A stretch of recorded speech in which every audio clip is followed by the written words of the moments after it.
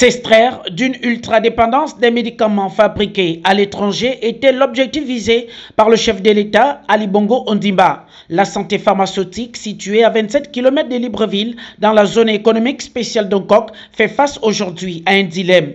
Production des médicaments, oui, mais pas de commande. Un des médecins nous donne ici un peu plus d'informations sur la fabrication de ces produits. La santé pharmaceutique est une entreprise de fabrication des médicaments qui produit à elle, pour l'instant, je dis bien, trois principaux types de formes pharmaceutiques.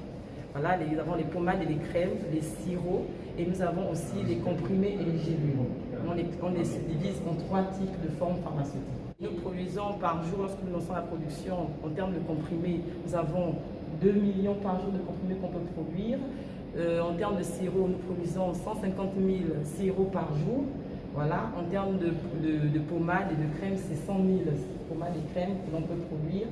Et bon, gélules, c'est 500 000 gélules qu'on peut produire par jour. Mais vraiment, ce sont des quantités qui peuvent être remontées lorsque les demandes sont également un peu plus amplifiées. Nous avons une quarantaine de produits qui ont été fabriqués. Voilà, plusieurs classes thérapeutiques, avec l'une qui est tellement riche, la classe des antibiotiques. Vraiment, nous avons aussi la classe thérapeutique des antipaludiques. Voilà, l'antipaludique, il y a des antalgiques anti-inflammatoires. Il y a plusieurs vagues de classes thérapeutiques de médicaments, notamment les vermifuges contre les vers, mais également des antimycosiques, voilà, contre les mycoses.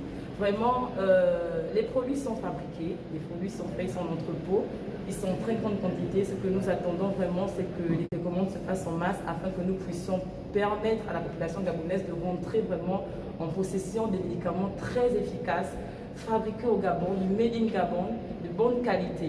Vraiment que cela se fasse parce que c'est le Gabon qui gagne. Plus de 40 types de médicaments déjà fabriqués ici. Plus de bruit des machines, des tonnes de médicaments stockés courant vers la date de péremption. La nouvelle usine de fabrication de médicaments, inaugurée le 10 novembre 2020 par le président de la République, est sous perfusion.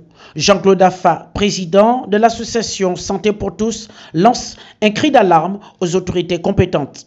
Nous venons d'effectuer la visite de cette usine pharmaceutique, santé pharmaceutique, qui a été inaugurée par le chef de l'État, président de la République, Ali Bongo Ondimba. Le constat qui se dégage est que l'investissement est à la hauteur, mais que les problèmes veulent plomber cet investissement. Nous avons vu des stocks de médicaments qui courent à péremption, alors que dans les hôpitaux et pharmacies, il y a un manque de médicaments, ce qui ne s'explique pas aujourd'hui. Alors nous lançons un cri d'alarme, un cri d'alerte aux autorités publiques afin que cette usine soit, n'est-ce pas, restaurée, que les commandes soient faites pour que les populations puissent avoir, n'est-ce pas, des produits pharmaceutiques convenables. Nous ne comprenons pas s'il y a une volonté politique derrière de tuer cette entreprise, et c'est pourquoi nous, ONG Santé pour tous, nous nous levons et nous dénonçons cette manière de faire et nous invitons les plus hautes autorités, n'est-ce pas, à mettre des moyens disponibles pour faire écouler ces produits au bénéfice de la population. Nous avons vu des produits qui vont bientôt être détruits. Nous avons vu des produits qui sont là mais qui n'ont pas d'acquéreurs, de preneurs. Alors nous lançons un cri d'alarme parce que quand le président avait lancé cette usine, il avait dit qu'enfin le Gabon va produire ses propres médicaments. Mais c'est le contraire qui se poursuit encore aujourd'hui. Alors nous comptons sur les plus hautes autorités pour que la situation change. La structure est au bord du chaos. La santé pharmaceutique d'Ongkok devrait travailler en étroite collaboration avec tous les hôpitaux et pharmacies du pays pour assurer sa survie. Ainsi, les plus hautes autorités sont interpellées à vite réagir.